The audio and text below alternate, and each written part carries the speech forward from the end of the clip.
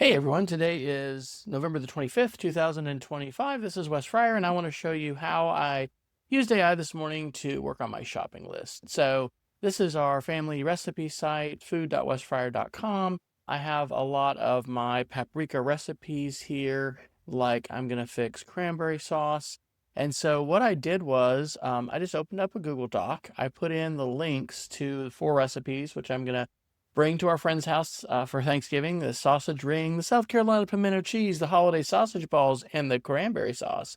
And I went ahead and just put that into a PDF. So I use PDFs a lot with AI. So I went to download as a PDF, and then I put it here into ChatGPT, and I used the 5.1 thinking model, which is the newest model. It said, hey, the attached includes 4 recipes I need to cook today for Thanksgiving. Please create an aggregate shopping list for all items on the list, organized by grocery store department. And so ChatGPT thought for 46 seconds and it gave me this list. And then I said, hey, if you can make this a single bulleted list, I can copy and paste it into my Google shopping list, which I use on my smartphone, or my smart speaker. And so then I went ahead and pasted it here. This is a Google Keep list. That's a checklist.